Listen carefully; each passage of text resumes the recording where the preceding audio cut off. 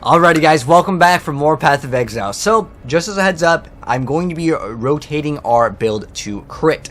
Now, this is technically optional. If you want to stay with precise technique and still use the Thunder Fist, that's all cool. Do what you want to do, but eventually you do want to get more damage and you're going to need to get more currency. So, really what it comes down to is just keep on doing a bunch of maps. Just keep on doing maps, you'll get some divines, you'll get some chaos, and then you can buy better items.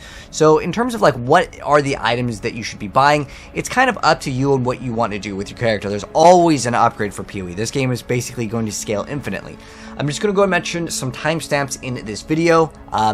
Just if you want to just go straight to like, you know, the progression, feel free to do so, but I'm going to go ahead and explain how we actually go into crit and how we're using the Crucible, as the Crucible is kind of a weird mechanic. It's brand new to this season, and kind of how it works is you get another item and then you go into the Crucible area and then you just hope that you get lucky. Now, it's kind of hard for a beginner to really recommend you guys just to go in and try to get some really good random rolls on the Crucible passive skill tree, but that's sometimes how Path of Exile is. I always think that it's better to teach people just to go buy the item for the most part. There are certain exceptions if it's really like cheap and there's just nothing on the market that happens to exist, then yeah, you might have to craft it. But it's really discouraging for people to farm for a really long time and not get the thing that they want. My thing that I got isn't anything special. It just happens to have Master Fletcher and this. The other thing, sure, getting extra 8% penetration, it works. But it's not going to be making or breaking. The percent chance of shock doesn't matter, because when we actually go to crit, when we hit with a crit and we're doing lightning damage, it's always going to shock anyway. So this basically is 1 to 19 lightning damage. It's nothing. These are the two modifiers that we're actually looking for, and as far as the Crucible mechanic goes, all we really do is we go in and we're basically hoping to get a bow that maybe has these modifiers. Then I get my bow and I put it in. I'll kind of show you guys an example of this because it's kind of something new here. And as far as I can tell, like even if you leveled up, it's not going to be consistent in terms of like getting the right rolls that you want. So let me go ahead and show you guys really quick this little video that I have basically doing the mechanic of getting one bow and just hoping, because this is kind of how it works. You go and you use this geode, you go in and you go to this little like forge and you go push a button. You put in 2 bows that you want to actually modify, and you just hope that the trees go to what you want. So you can see this added cold damage. Your cold damage can't chill, kind of is a modifier that I didn't want, but this one had the modifier that I didn't want, which was specifically converting the damage into from physical to lightning damage. So that's what you do. You get 2 bows. You can buy these over on the Path of Exile website, and I basically just modified it. And this is how I got my modifier on the bow that I actually wanted. It takes many tries. Don't expect to get it on the first try. Heck, don't expect to get it on the 3rd try. It took me like 4 different tries to get kind of what I wanted, and it wasn't even what I would consider like best in slot at all. It was far from it. But I'm going to go ahead and show you guys at least how I would search for the item. So first, if you want to, this is again completely optional, but I'm giving you guys all the knowledge here because Path of Exile is a hard game. So starting right off, in terms of, first you get the bow that you want. So I just bought a 6-link bow over here, and it happened to have, I actually crafted the crit strike chance, but it doesn't really matter. All I did, and this is usually what I do, is I just try to look for a bow. I would just go to bow, and then I just go sort it by the DPS. Now, one thing to mention with Crucible is it's a little bit different, and with Crucible, the DPS actually doesn't order in the correct order. So you'll see a 21 over here, and then there's a 2000, then there's a 17, and then there might be one that's higher. So why is this one over here higher than this one when I sorted it by DPS? It takes into consideration these modifiers that are on the bows tree. So you can see some of these are quite expensive. Now, I don't know how much currency that you have. Let's use a divine, for example, because that would be like kind of a good point. Now, if you didn't get a divine orb to drop, it's about 185 chaos, at least at this moment of this video, so that's kind of the conversion rate. So keep on farming. One farm that I really like to do, and it's kind of up to you. This one is a guarantee, like every single 28 maps, you will always, as long as you have the Searing Exarch selected, you get the item that drops on the 28th, which means you kill the boss, and then it drops. I have the, where's the video? I have it somewhere over here. So, oh, see, someone wants to buy something. Okay, let's go ahead and invite them. We're just going to go sell this item real quick. It's just part of PoE. Consistently just getting trades is going to happen. But I am selling invitations on every 28th map. This is how I get my currency here. So you'll see I had this invitation. It's usually red, but it's already in the trade window. And he gives me 120 it's like 120 or something like that chaos orbs every single time that I do 28 maps. So that's how I'm getting my currency, and it could take maybe 45 minutes to an hour, and that's guaranteed. That's not even counting any of the drops, but that's how I'm getting my currency. So if you kind of do the same thing that I'm doing, eventually you'll get a Divine Orb. What I would be looking for, specifically if you don't have a 6-link, is just try to get a 6-link bow at this point. If you want to move off of Thunder Fist, you're going to need a 6-link. If you want to stay with it, that's fine. But we're going to look for 6-link right here. So we just go to links over here on the Path of Exile trade website, and then we hit search. And we're going to put maximum 1 Divine Orb. Try to look for the one that's going to give you the best DPS. Now, on mine, I have physical conversion, so I actually do want the bow to have physical. However, you may not want that. It just happened to be something that kind of worked out for me. But if you do want to get the highest DPS bow, don't always think that this is going to give you the highest actual DPS. Higher EDPS is much better than physical DPS, as we all scale elemental damage. So this would be a pretty decent one over here. You can see this one, though, it is corrupted. I would not recommend getting a corrupted one unless the Crucible tree is really good. So this one over here, let's see, what does this one have? This one has 930 DPS, but this one, let's see what it's got. And again, with the Crucible tree, don't worry too much about it. If it rolls good, sure, you can just get it and you're going to be a-okay. So look at the stuff that you may want on the Crucible tree. But let's say I would grab this one, and then I would go buy another bow that would have the Crucible stats that I want. So you'll see consistently there's going to be people that message while I'm playing. That's just normal, and I want to keep this in the video because it's totally normal to have people message you and want to get stuff consistently when you're playing. And I should also mention this with the whole premium stash tab. If you're like, how do I sell items and stuff? Because it requires you to have what's called a premium stash tab. Now, a premium stash tab will cost you $1. I'm not even kidding. It's literally $1. So what you do is you have to go into the shop, and this is optional. You can spam in trade chat, but honestly, it's not worth it. So what you do is, I'm going to move my face out of the way. You go to stash tabs, and then you go to upgraded premium stash tab. I think it's like $1.50 is what the 15 coins cost if you convert it. You might have to buy $5 because I don't know if they sell points in. Okay, so it costs 15 points, and $5 gets you 50 points. This is optional, but if you want to sell items, that's what you do, and one of your tabs will be green. Then you can actually change the, you can right click on the stash tab, and then you want to set public, and then you can set like best offer. I have set for 6 chaos. On this one's like 5 chaos. I just basically dump all my items here. This guy wants to buy something else over here. Sometimes you'll get a lot of people that want you invite them and then they never join, and it's because they either got another one from someone else. Okay, this one, he actually does want to buy it, but it happens sometimes. Sometimes people, they whisper like 30 people, and I do the same thing. It's totally normal. You whisper like 30 different people, and then one person, responds, and they had like the better number, or they just responded faster, and it's totally cool. It's no big deal because we're kind of doing this as a video. Anyways, so this is the item that you wanted, right? Okay, yep.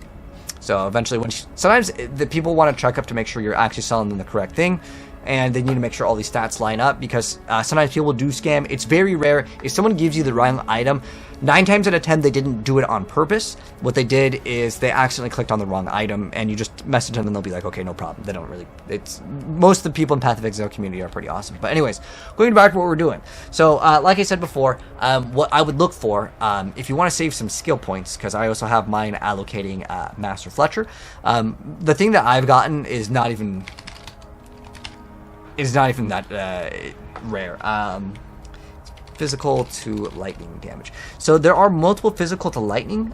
You can see this one. If I select this one, it might not even show any up. So certain items, for whatever reason, there are 2 physical to lightning, and then we want the Crucible one. If I select this one, none will show up, and it's really weird. There's actually 2 of them. Do you see how there's 2 of them? And it says the exact same thing. I don't know why. It's because there's a one-handed and two-handed. So this one, you can see 15 Chaos Orbs. It has specifically this, and it has this. Now this one, I don't even know if we can go for the full path over here, because it's not straight. And I believe it needs to be either zigzag or straight. So this one over here, we can grab that. I don't think we can go. You can't go backwards, so it has to be all in a straight line. And then what I would do is I'd take it to the Crucible, and I would just pray that all of it lines up. It's kind of annoying to do, and like I said, I had to do it 4 times before I got mine. So if you have bad luck, okay, this is the one we would want though. Although it has reduced attack speed, so that first one is a terrible one. But this one has Master Fletcher. This one I mean, it's a lot of strength, but you lose the bonus on strength. And then we have a level 10. Oh, well, you don't even need to go that way. We can get this one. We get increased projectile speed. We do lose on damage, but it doesn't really matter because we can get projectile speed, gives us damage anyway, so it's basically a net 10 positive. And then this one, we have a physical to lightning. So this one would maybe be okay, but keep on looking for the one that you would want. This one would probably be, this one's actually way better. Okay, so this one's like 90 chaos orbs. So certain ones can be more expensive, and you can see some of them are pretty cheap. I got one of mine legitimately for like 5 chaos. Sometimes you just get lucky. And I had to buy these multiple times, but that's kind of the Crucible mechanic, and I'll be honest, it's not too fun. But the rest of the stuff, I'll put the POB IN. Do I have it? Okay, I think this is it. I'll also link this down below, but I'm going to basically talk about the upgrades and kind of what you're looking for and kind of how to craft certain things. So obviously with the bow I just showed you, just got something that has the highest DPS in the game via elemental damage, because we only really scale elemental unless you're converting physical to elemental. I did that because it just happened to work out, because this bow was relatively cheap, and it's still not like an insane bow. There's way better bows. It's just I try to keep it like relatively budget friendly. Like I said, I have another 1,000 chaos orbs to go ahead and use, but I want to go ahead and make this video so it's like relatively beginner friendly, so you guys can go ahead and be able to kind of follow along, and it's not going to seem like I got an item that's way better because I know what I'm doing with the game and I just like farmed up way more currency. But yeah, about 1 divine could get you a pretty solid 6-link bow that you can use to complete all content in a game. So this is what I'm running. So I'm running lightning arrow, I'm running elemental damage with attacks, awaken lightning penetration. Now the reason why I like Awaken is because it will apply exposure. It's a 10% chance. That's the only real difference with Awakened Lightning Pen. Awaken added lightning damage just happens to have a higher number. I also bought mine for relatively cheap. We get increased critical strikes and increased critical damage. Like I said, I'm scaling crit now. So that's what I'm running in terms of my gems. Again, all of the gems will be listed, and it's really nice to have this website. Again, it'll be linked down below, but it specifically mentions all the things that I mentioned before. So I have Vault Lightning Arrow, and then critical strikes, damage, chance, Awaken Lightning, Lightning Pen, and then it has all the gems links, so I'm not going to go over them in this because it's redundant. Another thing I added to the build is something called Blood Rage. So what is Blood Rage? So Blood Rage, I don't have any HP, so I can't activate it, but I could actually pull off a life flask over here, and then I will be able to actually activate it. So you can just do this, by the way, if you want to just keep on popping flasks. You can just take them once you're in your hideout, you can keep on popping them. But what Blood Rage does is it reduces your HP because you take damage, but it does give you extra attack speed. And I was using it before because I was comboing it with these brand new pair of gloves called the Tanauahi, and these are brand new gloves that just came out. It gives you pretty much, as long as you're in combat, you'll have adrenaline up, and I'd say like at least about 70 to 80% of the time, and then you'll also get pretty much most of the uptime of Onslaught. It is nice. It's optional. I kind of prefer having what I have because I have a curse on hit, which you could also get on the gloves. So what this does is it applies elemental weakness that's minus 15% to elemental resistances. At the moment, in total penetration for our lightning damage, we have 100% penetration. But it's optional if you want to get that. Right now, I happen to get Cost Breeze, and that lets us apply additional curse. So Sniper's Mark is a hex and a curse. You can only apply one hex, but you can have multiple curses. So that is one curse on the enemy, and the elemental weakness is another one. You can manually cast it if you want to, if you don't happen to have the corruption. These gloves weren't super cheap, but they had spell suppression and increased attack speed, and then they had some life on it. In terms of the helmet, so this has an enchant that adds increased lightning arrow damage. If you want to search for that, let me go and show you, because this is something that I don't think I've shown off before. So when you're looking for items that have an enchant, we would just type in lightning arrow damage, and then I would type in 40% because I only want the highest ones. I crafted this helmet, and how I crafted it was use essences of loathing. So I just bought a helmet that specifically had evasion, because I wanted to have evasion because I need it for one of the masteries that gives us spell suppression. It's one of these. Let's see. It's where's spell? I'll have to type it in. There's so much knowledge in PoE. So where is it? Oh, it's, what do they call it? Is it called evasion mastery? Alright, it's in the evasion mastery. So it's 15% chance to suppress spell damage if your helmet, body armor, gloves, and boots all have evasion rating. So I specifically looked for an item that had any evasion rating, and I think it depends on kind of what you want, but I just got Essences of Loathing until I hit something that had good stats. So let me go to Essences. Now this is optional. You can just buy the item because this could take a lot of tries. So I got Essence of Loathing. What this does in other armor, which in our case the helmet. So in essence, I showed off what these do. They just modify a item, but it will not erase the lightning arrow damage as long as that's on. That's an enchant. And then we hit it with an Essence of Loathing. We keep on buying a bunch of these. Are 4 chaos about each. So I just bought a helmet. All it needs is lightning damage, or increased lightning arrow damage, and then it has to have evasion. And then what I did is I kept on rolling, I kept on using these again and again on it until I hit specifically having, this one happened to have fire res and int, so I just decided to keep it, but it's honestly a pretty bad roll. And then it has increased mana reservation efficiency of skills on it, because it'll guarantee that one. And then I crafted the life on it via the crafting bench. This honestly could be really easily replaced. If it had spell suppression, it'd be way better. This is a super cheap one. You could probably buy this for not too much. Now, I also have increased mana reservation efficiency on skills. So what I did is I used what's called a different type of currency. So it's in here. So the one that we were trying to hit, so a non-unique rare item can have 2 additional implicits on it. So if I hold Alt, these are the 2 implicits. So certain items will have like an implicit. Now this item's implicit, I can use a Vol Orb and change it, but I cannot use the Eldritch currency. And basically, I keep on spamming my Eldritch currency until I have increased mana reservation efficiency of skills. So if you want to do that, you can just buy it. I would, if I wanted to get like this, I would type in like reservation. We might not see one here because it'd be on the implicit. So I'd scroll down to implicit. Reservation efficiency skills. Let's see if one exists. Okay, there's none that exists. So I can keep on running the lab to do it, but honestly, I would not do it. Is it under? Oh, it's under this one. Let's go type in helmet. I'm trying not to make this video super long. Oh, is it the other one? Oh, you know it's increased. I think it's increased mana reservation efficiency skills. I think that's the key word here. So, okay. No? What is the correct word? Increased mana reservation efficiency of skills. It should be this one. Oh, it might be on an Eldritch. Do they? Okay. It should be in here. I'm not sure why. Increased mana reservation. Oh. Efficiency of skills. So you have to have that like exact wording. There we go. Okay, we're good. Now, lightning arrow. If I could spell. Lightning arrow damage 40. Let's see if any of it even exists. Okay, so there are a couple. You can see it's like 120. This one, way more life. It's got double resistance, no life, but it doesn't have an. Oh no, it has a what? This is better than what I've got right now.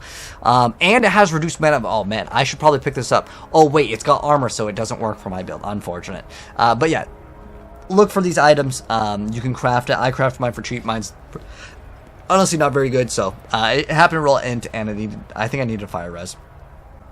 We haven't changed our amulet. As far as our rings, I got some damage recoup, but just getting elemental damage with attack skills, and then also getting some chaos resistance. This makes everything so easy. It's super cheap.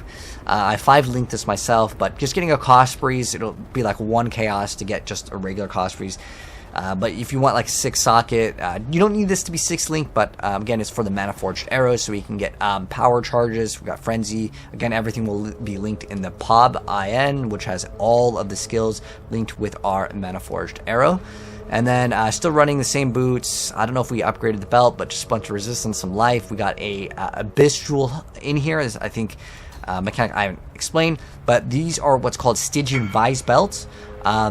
We can actually use a eye jewel, and we can put these inside our belt, and they're arguably the best belts in the game. So there's someone else is buying something over here. What is he buying? Some map? Okay, cool. Wait, what? 40 chaos. What did you want to buy? Grim? Oh, okay, it's this one. Okay. So look at this. Just while making this video, I don't know how much we made, like what, 45 chaos just chilling, and then the past like 20 minutes just kind of explaining everything. Again, there's just so much to explain. But as far as bow goes, again, I'm just going to link the pop IN and just kind of search for the similar stats if you want to go crit. And then for flasks, all of them basically have been the same. It's just used when charges reach full. You can craft this on the bench. And then this way, I don't even have to hit my flasks at all. But ideally, you want to get 2 flasks that equal up to 100% reduce effective curses. You can buy these off of players already rolled, or you can keep on using... you know, I'm probably going to make a video that goes over crafting, because like a lot of people have asked me, how do I craft these? You just keep on spamming them with alterations until you get the right rolls that you want. All we're looking for is 2 of these flasks to roll up to 100% reduced effect curses on us, and then they just automatically activate, and I'm basically kind of pseudo curse immune for the most part. But there hasn't been really anything that has changed. I put cast my damage taken level 1 tornado just so I don't even have to manually cast tornado, because I'm lazy and I just really like these automated builds. But anyways, now that we've gone over like kind of like the build and some like upgrades and some other like knowledge here for the build, again, this will all be linked down below. But there's nothing really in particular that I feel like I need to mention that is like brand new and super confusing, other than I did go over the Crucible and how we kind of like craft that on it. But it's kind of RNG, just as a heads up, and it took me many tries myself to get mine, so don't worry if it's not going to work out for you on your very first try. But there's still a lot more stuff in this video that I do want to show you. Guys got to be able to get your extra Pantheon. We're going to talk about getting more skills, and then we're going to show off the Maven mechanics, so let's go ahead and get into that. So the next thing I want to show off is how we get extra Pantheon skills. Now you can do this technically at any time, but now would be a good time to make sure that you do get it. So moving my face out of the way, this is how we get extra god powers. The one that's very important is specifically capturing Tanner Lightfoot. You can also capture the pirate treasure, but what we're going to do in this video is actually capture the Stalker of the Endless Dunes. So if you just Google whatever the name is, like in this case, I want to capture the Stalker of Endless Dunes because I want this ability. So what you're going to need to do is select the one that you want, and then each one of these will have different bonuses. Some you can capture 3 different bosses, but I like Soul of the Brine King because it makes it so you can't be frozen if you capture Tanner Lightfoot. So what you're doing is you're going in and defeating a boss, and then you're capturing their soul. So if I just Google, the one I'm going to show you guys in this video is capture Stalker of the Endless Dunes, but definitely do the capture Tanner Lightfoot. So if I need to find out where this boss is, I just Google the exact word capture or Stalker of the Endless Dunes is the one that we need to capture. So the one that you'll need to do as well, the effective chill is kind of optional, although I recommend doing it. I know that one's on Coral Ruins off the top of my head, but I'm going to go and type it in, capture Tanner Lightfoot. You can just Google it, and it'll have the exact map that you need to do it on, which in this one case over here, area Coral Ruins map. So you can just Google it. There's tons of different websites to select them when you want. And so to actually get this power, what we're going to do is we're just going to rush this map. So I'm going to take the dig map, and this will make the boss a little bit harder. You can see it's going to make it so the boss does more damage, whatever. Throw it in, so just do it white because you want to guarantee it. Don't have Maven or any of these things selected if you want to just make it as easy as possible just so you can complete it. So what we're going to do is we're going to put in what's called the Divine Vessel. At the moment, these are like 2 to 3 chaos. So just buy one of these, or you can get this as just a random drop anywhere. They're kind of rare though, to be honest, but I've gotten I think 3 so far, and I'm like level 90 something, so you can eventually get them. But I would suggest the frozen one. Again, Coral Ruins is the map. Do that one first, as it's one of the most important ones, because you need immunity to freeze on your Path of Exile build, especially because I went strong boxes, and some of the strong boxes, when you open them, you instantly frozen, or if the enemy freezes you, you're instantly dead. That's kind of just how Path of Exile works. So throw in the map, throw in the Divine Vessel, and hit activate. And then you're going to have to do the map. Just for the sake of this video, I'm just going to fast forward towards the boss.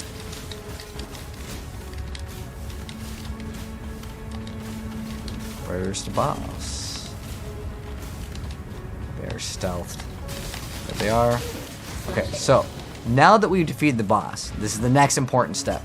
You go back to your map device, you collect this. Now, normally you'd have to take it to Sin, but now they've updated it, so all you need to do, and you can't trade them when they're captured, by the way. So all you do is you right-click on it, and you will have this power unlocked. So you can see over here, the one that I like to get, and it's up to you, because your build may have some sort of shock immunity. Maybe you got an Impulsa, or you have it somewhere in your build, right? So we have reduced effective shock on us, or if we're fully ailment immune, then obviously we may want something else. But all I gotta do is right click on it, and now I have this new power where I cannot be blinded or maimed. If I hit alt, it doesn't tell me. But blinded is where you actually lose some accuracy, and then when you're maimed, it means you move slower. So I like getting this because I like the reduced effective shock, and I don't like being slowed down. It's kind of rare that you get maimed, but it happens sometimes. But the most important one, again, do Coral Ruins, get your Divine Vessel, and get immunity to freeze on you. I highly recommend that, unless you have freeze immunity somewhere on your build. Now, if you want to do the Pirate Treasure or the other one, feel free to go ahead and do so as well. I don't really care about Peruna, but I mean, it's free extra bonus. Stun recovery is not bad. It's not going to hurt you to get a bonus over there, but that's how it works. And that's how we get our Pantheon completed, to get more special powers. Alright, so now what I want to do is talk about the Maven mechanics. So we talked about the Searing Exarch as well as the Eater of Worlds, but now I want to talk about the middle button, the Maven. So when this is enabled, it will make the bosses harder, so don't try to make these too hard. You'll see it'll start requiring you to do tier 10 maps, then it'll eventually go up. Now each time you do this, you're going to be fighting multiple bosses at once. Now the boss that you fight will be different, the map however will be the same. So what you got to do for the Maven is witness multiple different bosses. So what you're going to have to do is, you'll see over here where it says on this map, the Maven currently holds a recreation of this map's boss. Now what you want to do is run enough maps. You can see this from currently is set to 4 out of 5. So I've already done 4 maps with the Maven witnessing these. So what we're going to do is do the 5th one, and I'll show you guys kind of how it looks like. This is just one I have. It's a race course, so that one will indeed work. So what we're going to do is we're going to put it in. The boss fight will be a little bit harder.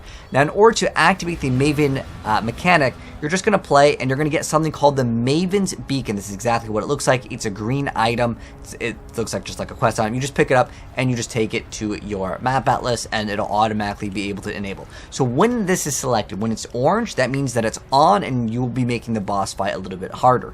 Now when it is off, that means that it is disabled. So if you want your maps to be much harder for the boss fight, enable this. But you can only choose one of these. So you can choose Searing Exarch, Maven Progress, or Eater of Worlds. They're all forms of endgame farming. You can literally just choose the one that you like. If you're wondering what I'm doing Searing Exarch just because I like the altars as well as getting that progression. I think it's very consistent in terms of rewards, and I just personally like it, but it's kind of up to you. You know, everyone likes different things. But let's go ahead and go in. I'm just going to kind of fast forward it right to the boss here, as I just want to show you guys everything as quickly as possible. And she will make these boss fights harder. Sometimes she gives them regen. She can do a lot of different things. You can see eventually when you have all of them completed, what we're going to get is a Maven's Invitation. Now some of them will be green and some of them will be yellow. The green ones are going to have to do as a quest. However, there will be ones that you can drop, and you can trade them to other players for currency. But this one, you need it because it's part of the boss. So what we do with this is all those bosses that we defeated, we are now going to be able to fight all of them at once. It's kind of difficult. The earlier ones aren't super bad, but all you do is you throw this in, and then you activate. You can't select any ones because, well, it's the Maven's Atlas. They get progressively harder, though, as you're fighting multiple bosses at once. My recommendation for some of these is you don't have to have the move speed flask, so you can drop your Quicksilver flask and run Life flask. I mean, at this point, I only got 3% XP. I think we'll survive, but if it's your first time, remember, you're going to fight multiple bosses at once. This can be quite a challenge for certain builds. For our build, because we're not melee, it shouldn't be too bad. It's only when you're not able to kill them fast enough, because when you're fighting multiple bosses at once, you may have to fight all of their mechanics, and some mechanics can be harder than others. Oh, we're still ignited over here. Okay. So now that we've completed this, you can see we got an Atlas passive, and you can see you can interact over here to do your Atlas passive points. But that's the Maven's mechanic, and it gets more and more difficult. Like the previous one was 5, now we gotta do 6, and so we're kind of progressing, as this is another way to get more of your Atlas skill points. You can see we're almost done with all the maps.